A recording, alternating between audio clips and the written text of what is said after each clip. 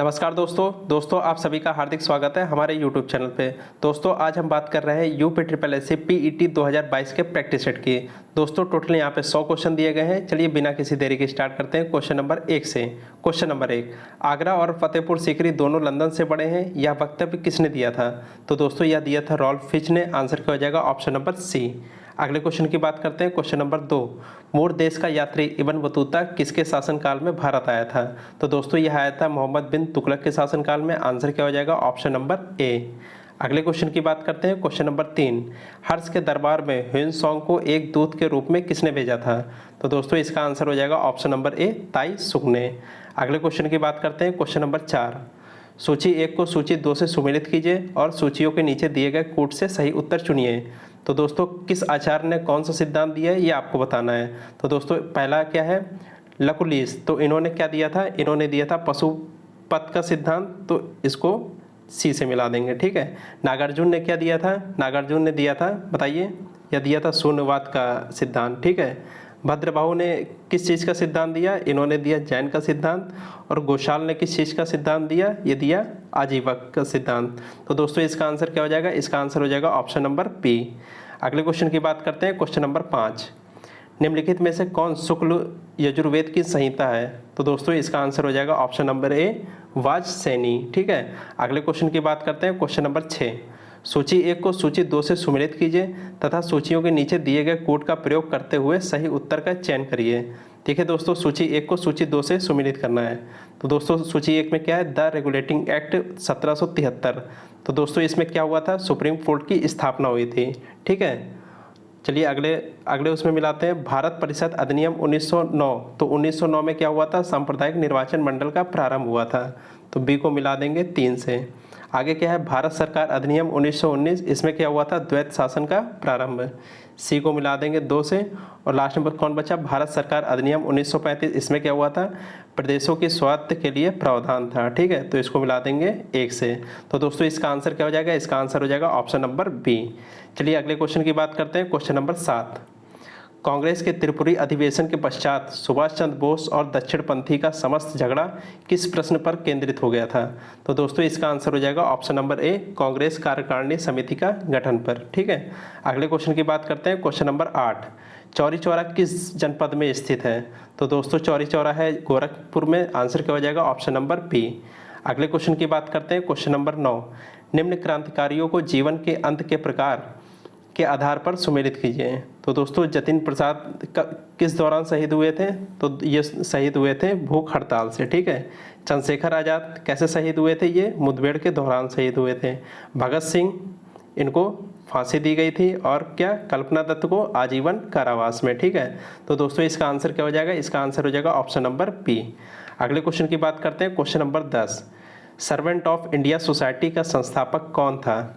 तो दोस्तों इसका आंसर हो जाएगा option number C, G K. Gokhale. ठीक है। अगले क्वेश्चन की बात करते हैं। क्वेश्चन नंबर 11, सूची 1 को सूची 2 से सुमेलित कीजिए और सूचियों के नीचे दिए गए कोड का प्रयोग कर सही उत्तर चुनिए। ठीक है दोस्तों, एलुशियन ये कहाँ पे है? तो दोस्तों ये है उत्तर प्रशांत महासागर में। ए को मिला देंगे 2 से। करमेडेक कहाँ पे है? तो ये है दक्षिण प्रशांत महासागर में। ठीक है। सुंडा कहाँ पे है? सुंडा है हिंद महासागर में। और लास्ट में क्या बचा है? एस सैंडविच, ये कहाँ पे है? ये है दक्षिण अंध महासागर में। तो दोस्तों इसका आंसर क्या हो जाएगा? इसका आंसर हो जाएगा ऑप्शन नंबर बी। अगले क्वेश्चन की बात करते हैं। क्वेश्चन नंबर 12, भूर प्रॉपर्टी पर द्रव्यमान प्रतिशत के रूप में कौन सा एक सर्वाधिक मात्रा में पाया जाता है? तो दोस्तों इसका आंसर हो जाएगा ऑप्शन नंबर बी, ऑक्सीजन पाया जाता है। ठीक है। क्या हो जाएगा इसका आंसर? Option number B. अगले क्वेश्चन की बात करते हैं। क्वेश्चन नंबर 13, बाड़ा सागर परियोजना स्थित है। तो दोस्तों कहाँ पे स्थित है? यह है सोन नदी पर स्थित। आंसर क्या हो जाएगा? Option number B.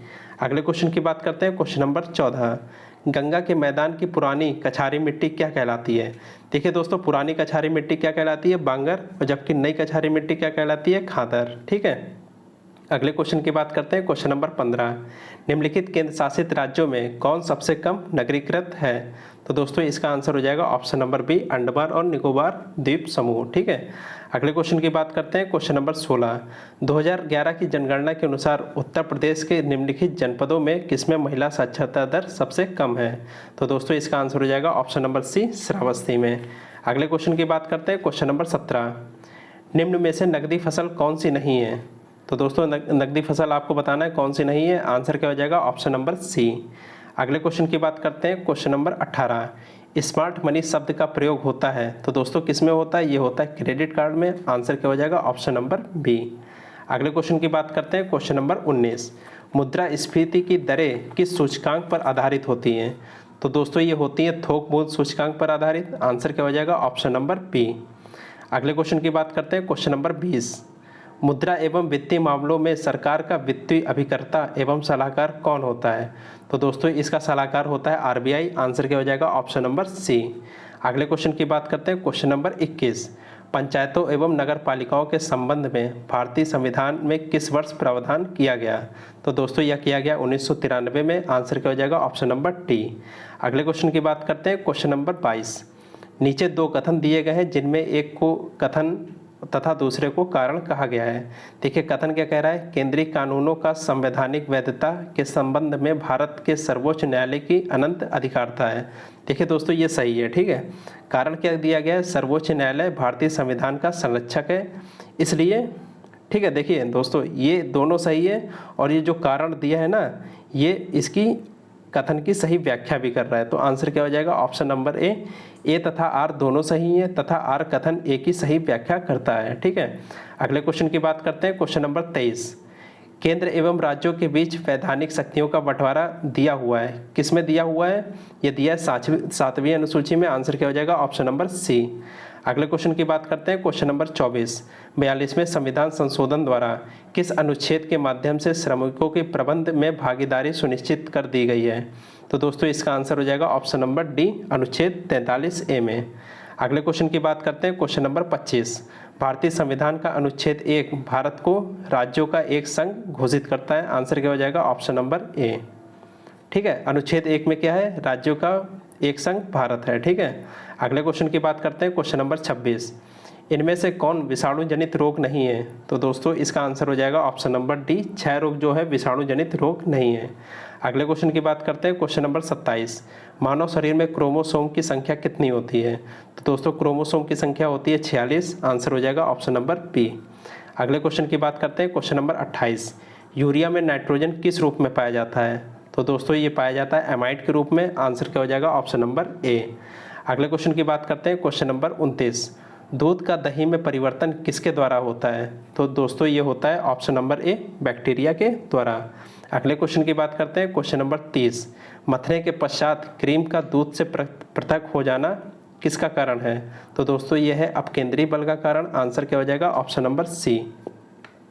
अगले क्वेश्चन की बात करते हैं, क्वेश्चन नंबर 31, √2 का मान दशमलव के 8 अंकों तक ज्ञात कीजिए। तो दोस्तों √2 का मान क्या हो जाएगा, ये हो जाएगा 1.41, 42, 13, 56। तो दोस्तों इसका आंसर क्या हो जाएगा ऑप्शन नंबर ए। अगले क्वेश्चन की बात करते हैं, क्वेश्चन नंबर 32, जब किसी संख्या के 8 गुने में 4 जोड़ा जाता है तो प्राप्त परिणाम 3 अंकों की सबसे छोटी संख्या होती है, वह संख्या ज्ञात करना है। देखिए दोस्तों माना संख्या वो x है, ठीक है।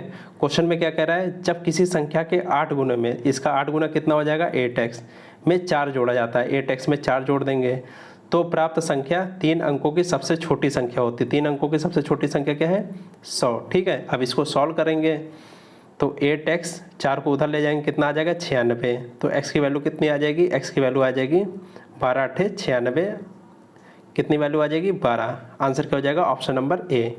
अगले क्वेश्चन की बात करते हैं, क्वेश्चन नंबर 33, वर्गमूल ज्ञात कीजिए। देखिए दोस्तों इसका वर्गमूल निकालना है a² / b² + b² / a² + 2, ठीक है। इसका वर्गमूल निकालने के लिए अंडर रूट लगा देंगे, ठीक है। क्या है a² / b² + b² / a² + 2। देखिए दोस्तों ये किस चीज़ का फार्मूला है, देखिए इसको a/b a² / b² × b² / a² से अगर हम गुणा कर देंगे तो इसमें कोई फ़र्क नहीं पड़ेगा, ठीक है। ये a से a कट जाएगा, b² से b² कट जाएगा। देखिए दोस्तों ये फार्मूला है a² + b² + 2ab, a + b का होल स्क्वायर, ठीक है। तो इस किस चीज़ का फार्मूला है, a + b का होल स्क्वायर। a की जगह कितना है a/b, b की जगह कितना है b/a, इन दोनों का होल स्क्वायर है, ठीक है। अंडर रूट हटा देंगे तो ये स्क्वायर से ये कट जाएगा, ठीक है। क्या आ जाएगा आंसर, आंसर आ जाएगा A/B प्लस B/A, इसका आंसर आ जाएगा। तो इसका दोस्तों आंसर क्या हो जाएगा, ऑप्शन नंबर डी। ठीक है, अगले क्वेश्चन की बात करते हैं। क्वेश्चन नंबर 34, 11 परिणामों का औसत 50 है, पहले 6 परिणामों का औसत 49 है और अंतिम 6 परिणामों का औसत 52 है, तो छठे परिणाम का मान ज्ञात करना है। ठीक है, देखिए क्या कह रहा है, 11 परिणामों का औसत 50 है, तो कुल इसका निकाल लेंगे, 11 परिणामों का कुल संख्या कितनी है। ठीक है, 11 की कुल निकालेंगे, 50 औसत है। ठीक है, 11 संख्याओं का 50 औसत है, तो इसकी कुल संख्या हो जाएगी 11 × 5 = 55, 550। ठीक है, अब क्या कह रहा है, 6 परिणामों का औसत 49 है, 6 परिणामों का औसत 49 है, तो देखिए दोस्तों ये कितने के बराबर आ जाएगा, 6 × 49 आ जाएगा 294। अब क्या कह रहा है, अंतिम 6 परिणामों का औसत 52 है, अंतिम 6 परिणामों का औसत कितना है, 52, तो कुल संख्या कितनी आ जाएगी, 312। अब क्या कह रहा है, छठे परिणाम का मान ज्ञात करना है। देखिए छठे परिणाम का मान ज्ञात करना है, कितना आ जाएगा, ये 294 प्लस 316, मतलब पहले 6 परिणाम का कुल और अंतिम 6 परिणाम का कुल माइनस घटा देंगे 11 परिणाम का कुल। ठीक है, तो छठे परिणाम का कितना आ जाएगा, ये आ जाएगा सॉल्व करने के बाद 56। आंसर क्या हो जाएगा, ऑप्शन नंबर सी।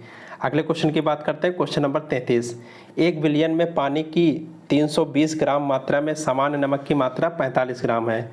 द्रव्यमान प्रतिशत द्वारा द्रव्यमान के संदर्भ में विलयन की सांद्रता की गणना कीजिए। देखिए दोस्तों, विलयन की सांद्रता की गणना करना है। ठीक है, कितने ग्राम नमक है, 45 ग्राम नमक है। ठीक है, और कुल विलयन कितना है, 320 ग्राम तो पानी है। ठीक है, प्लस इसमें 45 ग्राम नमक है। ठीक है, परसेंटेज निकालना है, गुणे 100, कितना आ जाएगा, 4500/365।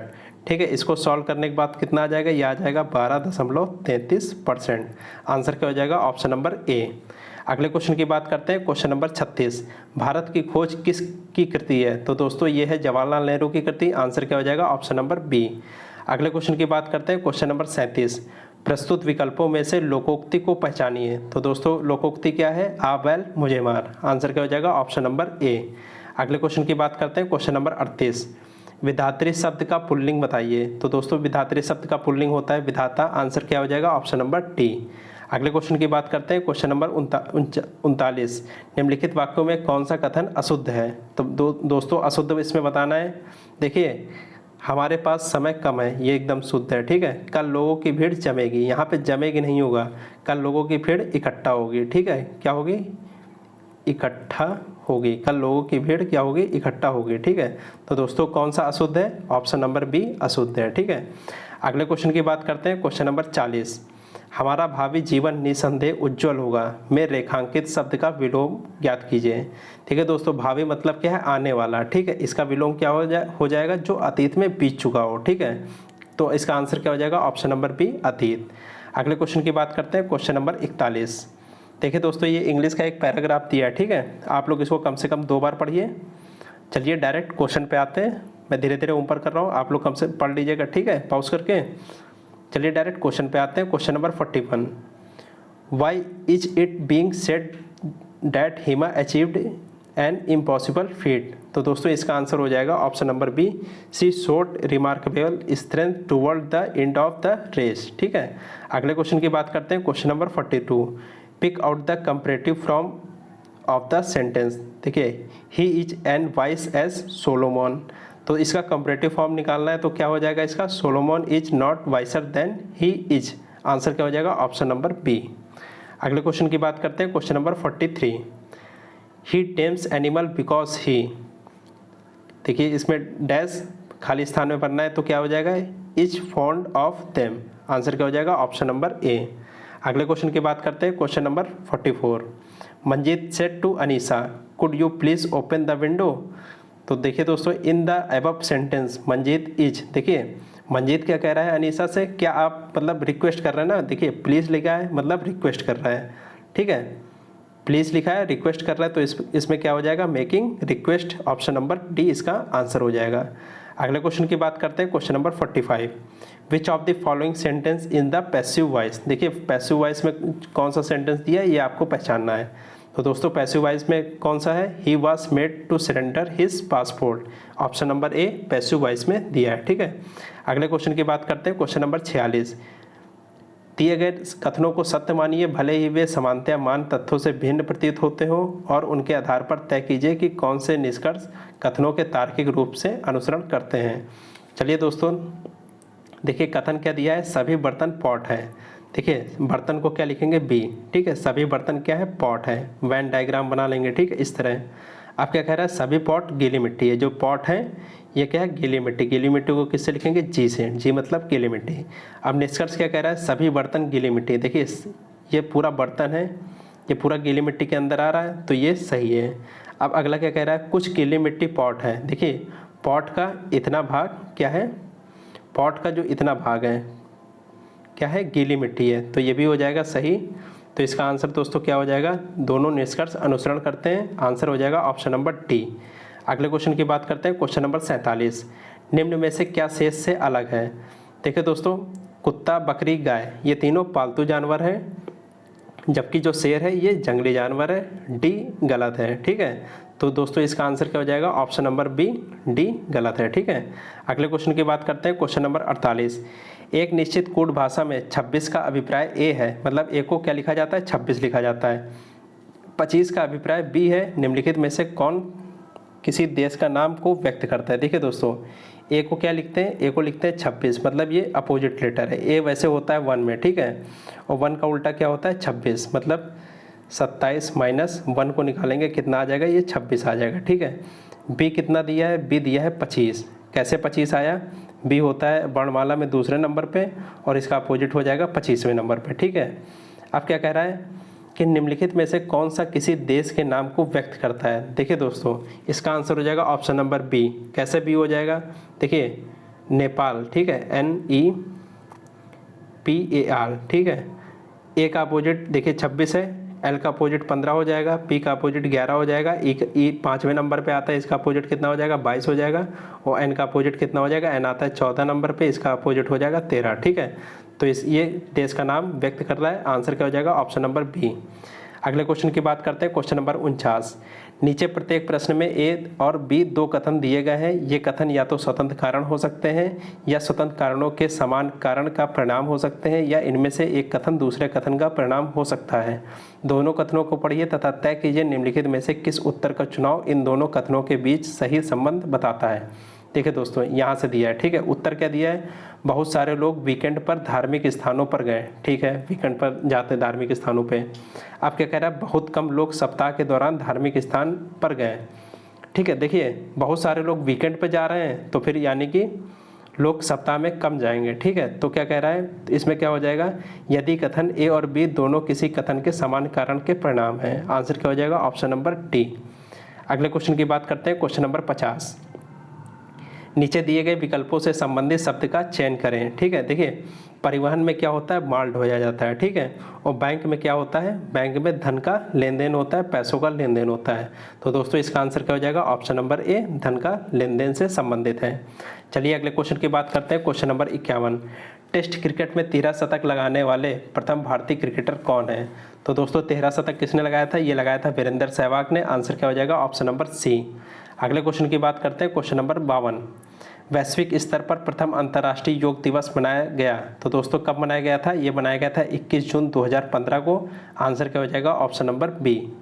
अगले क्वेश्चन की बात करते हैं, क्वेश्चन नंबर 53। निम्नलिखित में से किसके परिणाम स्वरूप पानी की गुणवत्ता में गिरावट आई है। तो दोस्तों ये आई है गंदे पानी के सही से निपटान न करने के कारण। आंसर क्या हो जाएगा, ऑप्शन नंबर ए। अगले क्वेश्चन की बात करते हैं, क्वेश्चन नंबर 54। कीठम झील और सुर सरोवर पक्षी अभ्यारण्य निम्नलिखित में से किस शहर के पास स्थित है। तो दोस्तों इसका आंसर हो जाएगा ऑप्शन नंबर डी, आगरा। अगले क्वेश्चन की बात करते हैं, question number 55। Tea board of India का मुख्य कार्यालय कहाँ पर स्थित है। तो दोस्तों इसका कार्यालय है कोलकाता में। आंसर क्या हो जाएगा, ऑप्शन नंबर सी। अगले क्वेश्चन की बात करते हैं, क्वेश्चन नंबर 56। सूची ए को सूची 2 के साथ सुमेलित कीजिए। किस देश की राजधानी क्या है, आपको ये सुमेलित करना है। तंजानिया की राजधानी क्या है, तंजानिया की राजधानी है डोडोमा, तो ए को मिला देंगे 3 से। केनिया की राजधानी क्या है, इसकी राजधानी है नैरोबी। नाम्बिया की राजधानी क्या है? नाम्बिया की राजधानी है विंडहॉक। और मोरक्को की राजधानी क्या है? ये है रबात। तो दोस्तों इसका आंसर क्या हो जाएगा? ऑप्शन नंबर ए। अगले क्वेश्चन की बात करते हैं, क्वेश्चन नंबर 57। लोकसभा के सदस्यों द्वारा निजी विधेयक पेश करने की सूचना अवधि क्या है? तो दोस्तों इसका आंसर हो जाएगा ऑप्शन नंबर ए, 1 माह। अगले क्वेश्चन की बात करते हैं, क्वेश्चन नंबर 58। अलाउद्दीन खिलजी द्वारा बनाया गया प्रसिद्ध अलाई का दरवाज़ा कहाँ स्थित है? तो दोस्तों अलाई का दरवाज़ा है, बताइए, अलाई का दरवाज़ा है नई दिल्ली में। आंसर क्या हो जाएगा? Option number B. अगले क्वेश्चन की बात करते हैं, क्वेश्चन नंबर 59। विषाणु रोग रहित आलू के उत्पादन के लिए भारतीय कृषि अनुसंधान परिषद और किस राज्य के बीच में समझौता हुआ?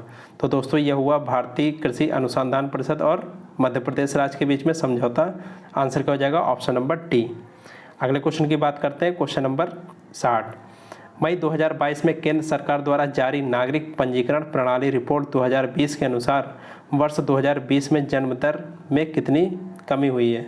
तो दोस्तों कितनी कमी हुई है? ये हुई है 2.4 की कमी। आंसर क्या हो जाएगा? Option number C. अगले क्वेश्चन की बात करते हैं, क्वेश्चन नंबर 61। मई 2022 में यूनान में आयोजित IWF जूनियर विश्व चैंपियनशिप 2022 में किस भारतीय महिला ने देश के लिए पहली बार गोल्ड जीता? तो दोस्तों इसका आंसर हो जाएगा ऑप्शन नंबर बी, हर्षदा शरद गरुड़ ने। अगले क्वेश्चन की बात करते हैं, क्वेश्चन नंबर 62। मई 2022 में किस राज्य ने vehicle movement tracking system mobile app launch किया?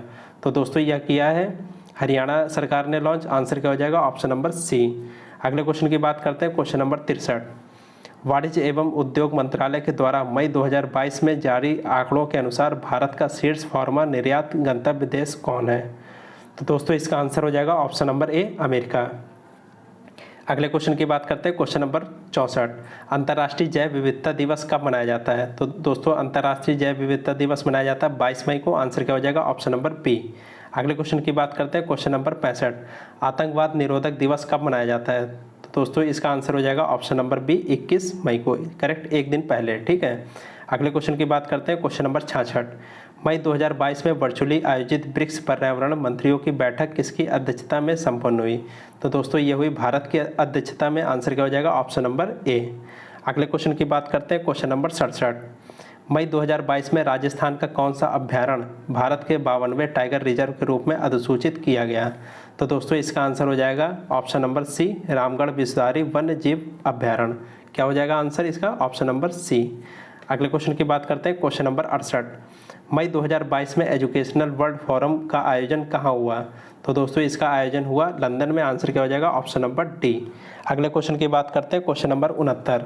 24 मई 2022 को क्वाड नेताओं का शिखर सम्मेलन कहाँ आयोजित हुआ? तो दोस्तों यह हुआ टोक्यो, जापान में। आंसर क्या हो जाएगा? ऑप्शन नंबर ए। अगले क्वेश्चन की बात करते हैं, क्वेश्चन नंबर 70। मई 2022 में जारी यात्रा एवं पर्यटन विकास सूचकांक में भारत की रैंक कितनी है? तो दोस्तों भारत की रैंक है 54। आंसर क्या हो जाएगा? Option number D. चलिए अगले क्वेश्चन की बात करते हैं, क्वेश्चन नंबर 71। देखिए दोस्तों ये एक हिंदी का गद्यांश दिया है, ठीक है। आप लोग इसको कम से कम 2 बार पढ़िए, ठीक है। यहाँ से आप लोग 2 बार कम से कम पढ़िए। चलिए डायरेक्ट क्वेश्चन पे आते हैं। Question number 71। त्याग के योग्य व्यक्तित्व प्राप्त करने के लिए आवश्यक है। तो दोस्तों क्या आवश्यक है? चलिए इसका आंसर देखते हैं। पैराग्राफ में कहाँ पे दिया गया है? देखिए दोस्तों इसका पैराग्राफ में आंसर यहाँ पे दिया है। त्याग का भाव किसी मनुष्य के साधारण होते हुए भी नहीं जन्म लेता है। इसके लिए मनुष्य का जीवन जगत और इसके जीवों के विषय में असाधारण वैचारिक रचनात्मक अपनाकर, ठीक है, क्या अपनाकर? असाधारण वैचारिक रचनात्मक आधार। तो इसका आंसर क्या हो जाएगा? इसका आंसर हो जाएगा ऑप्शन नंबर डी, असाधारण रचनात्मक अपनाकर। ठीक है, आंसर क्या हो जाएगा? Option number D. अगले क्वेश्चन की बात करते हैं, क्वेश्चन नंबर 72। आध्यात्मिक अनुभवों से लैस होगा। रेखांकित शब्द का अर्थ क्या है? देखिए रेखांकित शब्द क्या है? लैस। लैस मतलब क्या है? सुसज्जित होना। आंसर क्या हो जाएगा? ऑप्शन नंबर डी, सज्जित होना, मतलब सब कुछ उसके पास है। ठीक है। अगले क्वेश्चन की बात करते हैं, क्वेश्चन नंबर 73। आध्यात्मिक शब्द का निर्माण किस उपसर्ग की सहायता से हुआ? देखिए आध्यात्मिक, इसको संधि विच्छेद करेंगे तो क्या होगा? इसका संधि विच्छेद करने पे होगा अधि प्लस आत्म प्लस इक। ठीक है, इक क्या है? प्रत्यय है और उपसर्ग क्या है? अधि है। तो दोस्तों इसका आंसर क्या हो जाएगा? ऑप्शन नंबर ए, अधि उपसर्ग है। ठीक है। अगले क्वेश्चन की बात करते हैं, क्वेश्चन नंबर 74। रचना की दृष्टि से शेष से भिन्न शब्द को अलग कीजिए। देखिए दोस्तों, जो वैचारिक, वास्तविक और बौद्धिक है, ठीक है, इसमें क्या है, इक प्रत्यय है। और जबकि जो मालिक है ये कौन सा शब्द है, ये उर्दू का शब्द है, ठीक है। बाकी सब में इक प्रत्यय आ रहा है, ये अलग है, ठीक है। अगले क्वेश्चन की बात करते हैं, क्वेश्चन नंबर 75। शरीर को नश्वर कहा जाता है क्योंकि शरीर क्या होता है, शरीर होता है नाशवान, ठीक है। तो दोस्तों इसका आंसर क्या हो जाएगा, ऑप्शन नंबर बी। चलिए अगले क्वेश्चन की बात करते हैं, क्वेश्चन नंबर 76।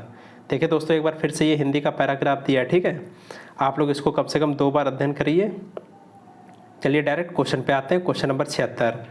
लोग किन विचारों से प्रेरित होकर आज़ादी के संघर्ष में शामिल हुए। देखिए दोस्तों, इसका आंसर कहाँ पे दिया है पैराग्राफ में, चलिए आपको दिखाते हैं इसका आंसर कहाँ पे दिया है। देखिए दोस्तों, इसका आंसर यहाँ पे दिया है, वे स्वतंत्रता, समानता तथा निर्णय की प्रक्रिया में हिस्सेदारी के विचारों से प्रेरित थे। किससे प्रेरित थे, स्वतंत्रता, समानता व निर्णय प्रक्रिया में हिस्सेदारी के विचारों से। चलिए दोस्तों आंसर लगाते हैं। तो दोस्तों इसका आंसर क्या हो जाएगा, देखिए ये स्वतंत्रता से भी थे, समानता से भी थे, निर्णय प्रक्रिया की हिस्सेदारी से भी थे। तो इसका आंसर क्या हो जाएगा, ऑप्शन नंबर डी, उपयुक्त सभी से। अगले क्वेश्चन की बात करते हैं, क्वेश्चन नंबर 77। आज़ादी के लिए संघर्ष किसने चलाया। देखिए दोस्तों, इसका भी पैराग्राफ में आंसर देखते हैं। देखिए दोस्तों, इसका आंसर यहाँ पे दिया है, इस आज़ादी के लिए पूरे देश की जनता ने एक लंबा और मुश्किल संघर्ष चलाया। किसने चलाया, पूरे देश की जनता ने। चलिए आंसर सॉल्व करते हैं। तो दोस्तों इसका आंसर क्या हो जाएगा, किसने संघर्ष चलाया था, पूरे देश की जनता ने। आंसर क्या हो जाएगा, ऑप्शन नंबर बी। अगले क्वेश्चन की बात करते हैं, क्वेश्चन नंबर 78। निम्नलिखित में से लोकतांत्रिक व्यवस्था का मूल्य कौन सा है। तो दोस्तों देखिए, अभी हमने पढ़ा था ना, समानता, विचारों की अभिव्यक्ति और स्वतंत्रता। तो दोस्तों इसका आंसर क्या हो जाएगा, ऑप्शन नंबर डी, उपयुक्त सभी। अगले क्वेश्चन की बात करते हैं, क्वेश्चन नंबर 79। आंदोलन का क्या असर पड़ा। देखिए आंदोलन का क्या असर पड़ा, ये चलिए डायरेक्ट क्वेश्चन पे पैराग्राफ में दिखाते हैं कहाँ पे इसका आंसर दिया है।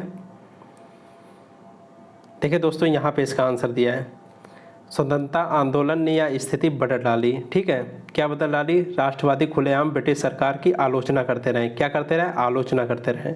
चलिए डायरेक्ट क्वेश्चन पे आते हैं। तो दोस्तों इसका आंसर क्या हो जाएगा, इसका आंसर हो जाएगा ऑप्शन नंबर बी, सरकार की खुलकर आलोचना होने लगी। आंसर क्या हो जाएगा, ऑप्शन नंबर बी। अगले क्वेश्चन की बात करते हैं, क्वेश्चन नंबर 80। कांग्रेस की मांग क्या थी। तो दोस्तों कांग्रेस की मांग थी विधायिका से चुने हुए सदस्य हों। ठीक है, तो आंसर क्या हो जाएगा, ऑप्शन नंबर बी। अगले क्वेश्चन की बात करते हैं, क्वेश्चन नंबर 81 से 85 तक। निम्नलिखित जानकारी को सावधानीपूर्वक अध्ययन कीजिए और उसके नीचे दिए गए प्रश्नों के उत्तर दीजिए। यातायात के विभिन्न साधनों द्वारा विभिन्न शहरों की यात्रा करने वाले पर्यटकों की संख्या। देखिए दोस्तों, दिल्ली में कार से कितने कर रहे हैं, 152। ठीक है, मुंबई में कार से कर रहे हैं 180, चंडीगढ़ में 156 कार से, और देहरादून में 132, इसी तरह जयपुर में 168। रेलगाड़ी से दिल्ली में कितने कर रहे हैं, 188, और रेलगाड़ी से देहरादून में कितने कर रहे हैं, 185। इसी तरह अगर बात करते हैं, मुंबई में बाइक से कितने कर रहे हैं, 187, और देहरादून में विमान से कितने कर रहे हैं, 148। देखिए दोस्तों, एक बार आप लोग इसका स्क्रीनशॉट ले लिए। चलिए डायरेक्ट क्वेश्चन पे आते हैं, क्वेश्चन नंबर 81। रेलगाड़ी से आने वाले पर्यटकों की औसत संख्या कितनी होगी। देखिए रेलगाड़ी से आने वाले, ठीक है, तो दिल्ली में हो चाहे मुंबई, चंडीगढ़, देहरादून, मसूरी, जयपुर, सभी में रेलगाड़ी से आने वाले पर्यटकों की औसत संख्या निकालनी है। देखिए औसत संख्या निकालनी है तो रेलगाड़ी में देखिए सब जोड़ लेंगे, 188 plus 166 plus 194 plus 185 plus 159 plus 163। ठीक है, जोड़ने के बाद ये कितना आ जाएगा, ये आ जाएगा 1055। ठीक है, 1055 आ जाएगा। अब क्या करना है, इसकी औसत संख्या निकालनी है। औसत संख्या निकालनी है तो बटे कितने से भाग देंगे, देखिए कितने शहर हैं, 1 2 3 4 5 6 शहर है, 6 से भाग कर देंगे। आंसर क्या आ जाएगा, इसका आ जाएगा 175.86। ये देखिए 175.86 तो दिया नहीं, तो ये किसके बराबर हो जाएगा, ये हो जाएगा 176 के बराबर। आंसर क्या हो जाएगा, ऑप्शन नंबर सी। अगले क्वेश्चन की बात करते हैं, क्वेश्चन नंबर 82। सभी वाहनों से मुंबई और मसूरी जाने वाले पर्यटकों की कुल संख्या के बीच में अंतर कितना है। देखिए मसूरी और मुंबई जाने वाले, ठीक है, सभी वाहनों से। देखिए दोस्तों, मसूरी जाने वाले कितने थे, देखिए मसूरी जाने वाले कितने हैं, मसूरी और मुंबई जाने वाले। मुंबई में कहाँ है, 180 प्लस 166 प्लस 178 प्लस 187 प्लस 182। तो मुंबई जाने वाले कितने आ जाएंगे, ये आ जाएंगे टोटल 893। ठीक है। आप क्या कह रहा है, मसूरी जाने वाले, तो मसूरी जाने वाले जोड़ लीजिए, कार से इतने गए, ठीक है, रेलगाड़ी से 159, इसको सब जोड़ लेंगे तो मसूरी जाने वाले कितने पर्यटक आ जाएंगे, ये आ जाएंगे 795। ठीक है। आप क्या कह रहा है, सभी वाहनों से मुंबई और मसूरी जाने वाले पर्यटकों की कुल संख्या के बीच में अंतर निकालना है। देखिए अंतर निकालना है तो कितना, 893 से 795 घटा देंगे, अंतर कितना आ जाएगा, अंतर आ जाएगा 98। तो 98 कहाँ पे दिया गया, ऑप्शन नंबर बी 98 इसका सही आंसर हो जाएगा। ठीक है। अगले क्वेश्चन की बात करते हैं, क्वेश्चन नंबर 83। रेलगाड़ी से देहरादून जाने वाले पर्यटकों की संख्या विमान से चंडीगढ़ जाने वाले पर्यटकों की संख्या का कितना % है। देखिए रेलगाड़ी से देहरादून जाने वाले पर्यटकों की संख्या कितनी है, यह है 185। अब क्या कह रहा है, विमान से चंडीगढ़ जाने वाले पर्यटकों की संख्या कितनी है, यह है 148। ठीक है। अब क्या कह रहा है, जो 185 है मतलब देहरादून रेलगाड़ी से देहरादून जाने वालों की संख्या है। ठीक है। जो 185 है, कितना है, 185। ठीक है। किसका, 146, 148 का कितना % है, परसेंटेज निकालेंगे तो कितना आ जाएगा, ये 125%। आंसर क्या हो जाएगा, ऑप्शन नंबर ए। अगले क्वेश्चन की बात करते हैं, क्वेश्चन नंबर 84। विमान से जाने वाले पर्यटकों की औसत संख्या और बस से जाने वाले पर्यटकों की औसत संख्या के बीच में अंतर निकालना है। देखिए विमान से कहाँ पे है, देखिए विमान से कौन कौन जा रहा है, विमान से जा रहा है 174, 182, 148। औसत निकालना है विमान से जाने वालों की। ठीक है। तो इसका औसत निकाल देंगे, कितना आ जाएगा, जोड़ने पे, ये जोड़ने पे आ जाएगा 1009। ठीक है। कितना आ जाएगा, 1009। इसका औसत निकालना है तो 1009/6, ये कितना आ जाएगा, ये आ जाएगा सॉल्व करने पे 168.16। ठीक है। अब क्या कह रहा है, विमान से तो निकल आए, अब क्या कह रहा है कि बस से जाने वाले पर्यटकों की औसत संख्या, अब बस का भी निकालना है तो 172 + 78, 178 + 163 + 142 + 155 + 158। ठीक है। इसका औसत निकालेंगे, कितना आ जाएगा, ये 968। ठीक है। 968 औसत निकालेंगे, 6 से भाग दे देंगे, कितना आ जाएगा, ये आ जाएगा 161.83। ठीक है। अब क्या कह रहा है, देखिए 161.33 और कितना है 168.16। ठीक है। चलिए क्वेश्चन पे आते हैं, कितना आया था, 168.16 माइनस कितना आया था दूसरा, 161.33। ठीक है। माइनस कर देंगे, कितना आ जाएगा, 6.83। आंसर क्या हो जाएगा, ऑप्शन नंबर सी। चलिए अगले क्वेश्चन की बात करते हैं, क्वेश्चन नंबर 85। कार द्वारा दिल्ली जाने वाले पर्यटकों की संख्या का विमान द्वारा मुंबई जाने वाले पर्यटकों की संख्या का क्रमिक अनुपात कितना है। तो देखिए दोस्तों, कार द्वारा दिल्ली जाने वाले पर्यटकों की संख्या कितनी है, कार द्वारा दिल्ली जाने वाले इनकी पर्यटकों की संख्या है 192। ठीक है। अब क्या कर रहा है, विमान द्वारा मुंबई जाने वाले, ठीक है, विमान द्वारा मुंबई जाने वाले पर्यटकों की संख्या कितनी है, 182। इनका अनुपात निकालना है, कितना हो जाएगा काटने के बाद, 96:51। ठीक है। आंसर क्या हो जाएगा, ऑप्शन नंबर सी। अगले क्वेश्चन की बात करते हैं, क्वेश्चन नंबर 86 से 90 तक। नीचे दी गई तालिका में 6 विभिन्न राज्यों में दूध की कुल बिक्री को प्रतिशत में दर्शाया गया है। प्रत्येक राज्य में केवल 2 दूध विक्रेता ए और बी दूध बेचते हैं। नीचे दी गई तालिका प्रत्येक राज्य में दूध की बिक्री के प्रतिशत में विक्रेता ए द्वारा की गई बिक्री को दर्शाती है। दूध की कुल बिक्री कितनी है, 2 लाख लीटर है। ठीक है। कितनी है, ये कुल कितनी बिक्री है, 2 लाख लीटर है। ठीक है, सभी को मिला के। देखिए दोस्तों, ये ग्राफ दिया है, तालिका दी है, जिसमें क्या है, राज्य पी है, ठीक है, दूध की बिक्री कितना करता है, 24% करता है, जिसमें विक्रेता ए द्वारा कितनी होती है, 65%, तो बी के द्वारा कितनी हो जाएगी, हो जाएगी 35%। ठीक है। क्यू द्वारा 10% दूध की बिक्री होती है। ए विक्रेता अगर 80% कर रहा है तो बी विक्रेता कितना करेगा, 20% करेगा। ठीक है। 100 में से 80 घटा देंगे। ठीक है। आर द्वारा कितनी कर रहे हैं, आर अगर ए एक विक्रेता ए जो है 50% कर रहा है तो बी कितना करेगा, ये भी 50% करेगा। ठीक है। चलिए दोस्तों, एक बार आप इसका स्क्रीनशॉट ले लीजिए। चलिए डायरेक्ट क्वेश्चन पे आते हैं, क्वेश्चन नंबर 86। दिए गए सभी राज्यों में विक्रेता ए द्वारा की गई दूध की औसत बिक्री कितनी है, लीटर में निकालनी है। देखिए औसत बिक्री निकालनी है तो औसत बिक्री कितनी आ जाएगी। देखिए कुल कितना दूध बेचा गया है, ये बेचा गया 2 लाख लीटर। कितना, 2 लाख लीटर। ठीक है।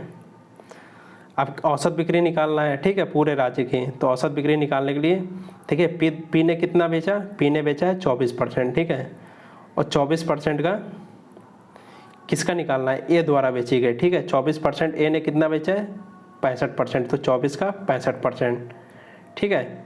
इसी तरह बी ने कितना, क्यू ने कितना बेचा है, इसने बेचा है 10%, और 10 का कितना परसेंट, 80%, ठीक है। आर ने कितना बेचा है, आर ने बेचा है 17%, और 17% का कितना, 50%, ठीक है, ए ने बेचा है। अब क्या कह रहा है, अब बेचा है एस ने, प्लस एस ने बेचा है 13%, और 13% का ए ने कितना बेचा है, 70%। टी ने कितना बेचा है, टी ने बेचा है 22%, ठीक है, और 22% का 60% ए ने बेचा है, ठीक है। अब लास्ट में कितने बेचा है, यू ने कितना बेचा है, 14% बेचा है, प्लस 14%, और 14% का ए ने कितना बेचा है, 80%, ठीक है। 14% का 80% इसने बेचा है, ठीक है। इसको सॉल्व करने के बाद क्या आ जाएगा, देखिए 2 जीरो से 2 जीरो इसमें कट जाएगा, मतलब 4 जीरो यहाँ से कट जाएगा सभी का, ठीक है। 4 जीरो 4 जीरो, ठीक है, 4 जीरो सभी का कट जाएगा। क्या आ जाएगा ये 20, तो ये देखिए बाहर आ जाएगा, 4 जीरो तो कट जाएगा, बाकी क्या आ जाएगा, अंदर जोड़ने पे आ जाएगा, अंदर जोड़ने पे आ जाएगा 6560, ठीक है।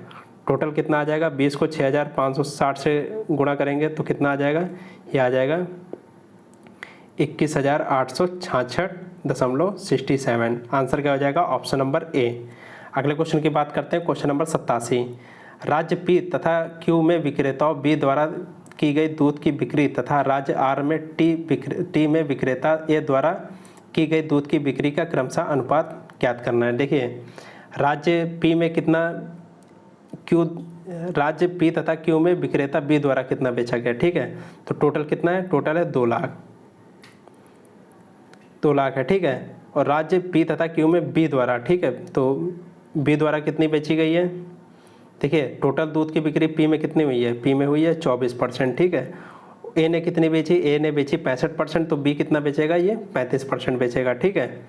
अब क्या कह रहा है, क्यू ने कितना बेचा, क्यू में है टोटल 10%, ठीक है। ए कितना बेच रहा है, ए बेच रहा है 80%, तो बी कितना बेचेगा, बी बेचेगा 20%, ठीक है। अब इसका क्या है, अनुपात निकालना है, किससे अनुपात निकालना है, अनुपात निकालना है राज्य आर तथा टी में विक्रेता ए द्वारा बेची गई, ठीक है। तो 2 लाख तो ये है ही है, ए द्वारा राज्य आर में कितना बेचा गया, आर देखिए आर बेच रहा है 17%, ठीक है, तो जिसमें से ए ने कितना बेचा 50%, ठीक है। और टी कितना बेच रहा है, टी बेच रहा है 22%, और 22% में ए कितना बेच रहा है 60%, ठीक है। इसको सॉल्व करने के बाद कितना आ जाएगा, ये सॉल्व करने के बाद देखिए पूरा इसको सॉल्व करेंगे, ठीक है, तो कितना आ जाएगा, ये आ जाएगा 104/217, ठीक है। कितना आ जाएगा, 104/217। आंसर क्या हो जाएगा, ऑप्शन नंबर बी। अगले क्वेश्चन की बात करते हैं, क्वेश्चन नंबर 88। राज्य क्यू टी तथा एस को मिलाकर हुई दूध की औसत बिक्री द्वारा बनाया जाने वाला केंद्रीय कोण क्या होगा। देखिए दोस्तों, क्यू द्वारा कितना है, क्यू द्वारा है 10, ठीक है, 10%, टी द्वारा कितना है 22, और एस द्वारा कितना है 13, ठीक है। इनकी औसत बिक्री निकालना है, 3 है तो 3 से भाग कर देंगे, कितना आ जाएगा, ये आ जाएगा 45/3, कितना आ जाएगा 15 × 45, ठीक है, 15% आ जाएगा, ठीक है, 15% आ जाएगा। अब क्या कह रहा है, इसका केंद्रीय कोण निकालना है, ठीक है। तो 100 डिग्री किसके बराबर है, 100% है, ये 360 डिग्री के बराबर, ठीक है। और 15% का मान निकालना है, 15% का मान निकालेंगे कितना आ जाएगा, ये आ जाएगा देखिए 3.6 को 15 से गुणा कर देंगे, कितना आ जाएगा, ये गुणा करने पे आ जाएगा 54, ठीक है, कितना 54। आंसर क्या हो जाएगा, ऑप्शन नंबर टी। अगले क्वेश्चन की बात करते हैं, क्वेश्चन नंबर 89। राज्य टी में विक्रेता बी द्वारा की गई दूध की बिक्री तथा राज्य आर तथा एस में मिलाकर हुई दूध की कुल बिक्री में अंतर क्या है। तो देखिए अंतर निकालना है, किसमें किसमें, तो अंतर निकालने के लिए कुल कितनी बिक्री है, 2 लाख, ठीक है।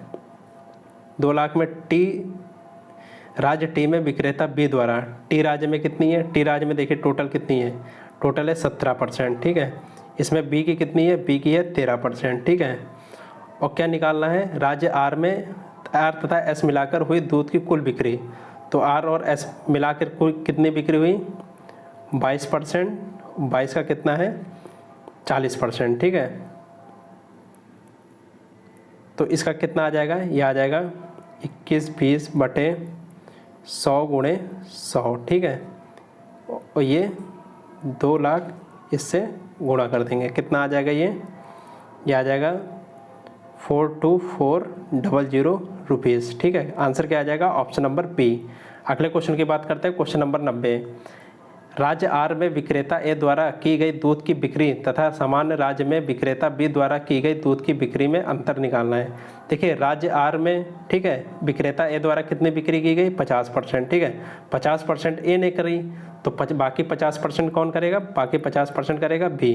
तो इसमें अंतर कितना आ गया? देखिए 50% इसने की, 50% इसने की, तो अंतर कितना आ जाएगा? अंतर आ जाएगा 0 का। आंसर क्या हो जाएगा? Option number B. चलिए अगले क्वेश्चन की बात करते हैं, क्वेश्चन नंबर 91 से 95 तक।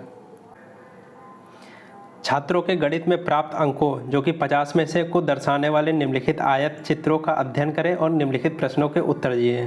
देखिए दोस्तों ये नंबर दिया है, ठीक है, इधर इस साइड नंबर दिया है, ये कितने छात्र हैं ये ऊपर दिया हॉरिजॉन्टल वर्टिकल में। ठीक है, देखिए दोस्तों 25 से 30 नंबर कितने छात्र पाए हैं? ये पाए हैं 15 छात्र। ठीक है, और 30 से 35 नंबर कितने छात्र पाए हैं? ये पाए हैं 20 छात्र। 35 से 40 कितने छात्र पाए हैं नंबर? ये पाए हैं 35 से 40 छात्र। और 40 से 45 कितने छात्र पाए? ये हैं पाए 50 छात्र। ठीक है, और 45 से 50 कितने छात्र पाए? ये पाए हैं 10 छात्र। 45 से 50 नंबर पाए। ठीक है, 50 नंबर से ज़्यादा तो है नहीं, तो इसलिए इसके आगे ग्राफ नहीं है। टोटल कितने नंबर का है? 50 नंबर का है। ठीक है, चलिए क्वेश्चन सॉल्व करते हैं। आप लोग एक बार इसका स्क्रीनशॉट ले लीजिए। ठीक है, चलिए क्वेश्चन सॉल्व करते हैं। देखिए क्वेश्चन नंबर 91 क्या कह रहा है? यदि गणित में उत्तीर्ण अंक 31 हो तो गणित में फेल हुए छात्रों की संख्या क्या है? देखिए गणित में उत्तीर्ण अंक कितना है? 31 उत्तीर्ण है, तो 31 से नीचे अगर 30 आ गया तो कितना क्या हो जाएगा? वो फेल हो जाएगा। तो देखिए 30 से कम कितने लोग हैं? देखिए 30 से 35। ठीक है, ये तो अगर 30 से 31 आ गया तो समझो उत्तीर्ण हो जाएगा, तो ये तो फेल का नहीं है। ठीक है, फेल का क्या है? ये है 30 से नीचे, और 30 से नीचे कितने लोग हैं? ये है, देखिए ग्राफ कितना बता रहा है? 15। तो दोस्तों इसका आंसर क्या हो जाएगा? ऑप्शन नंबर बी, 15 लोग फेल हैं। ठीक है, अगले क्वेश्चन की बात करते हैं, क्वेश्चन नंबर 92। कक्षा में छात्रों की कुल संख्या निकालनी है। देखिए कुल संख्या निकालनी है, कुल संख्या कितनी हो जाएगी? देखिए 15 तो है, 25 से 30 नंबर पाए हैं। ठीक है, 30 से 35 कितने लोग पाए हैं? ये पाए हैं 20 लोग। 35 से 40 कितने लोग पाए? ये पाए 40 लोग। और 40 से 45 कितने नंबर पाए? ये पाए 50 लोग। और लास्ट में कितना है? 10 लोग 45 से 50 नंबर पाए। ठीक है, टोटल जोड़ेंगे कितना आ जाएगा? ये 135 आ जाएगा। ठीक है, कुल छात्र कितने हैं? कुल छात्र हैं 135। ठीक है, आप इसको याद रखिएगा, कुल छात्र कितने हैं? 135। चलिए अगले क्वेश्चन की बात करते हैं, क्वेश्चन नंबर 93। उत्तीर्ण हुए छात्रों की संख्या प्रतिशत में बताइए। उत्तीर्ण होने के लिए 31 अंक अनिवार्य है। तो उत्तीर्ण कितने छात्र हुए? ठीक है, उत्तीर्ण कितने छात्र हुए? देखिए उत्तीर्ण छात्रों का प्रतिशत निकालना है। टोटल छात्र अभी हम लोगों ने निकाला था, कितने थे? 135। ठीक है, 135 में उत्तीर्ण कितने हैं?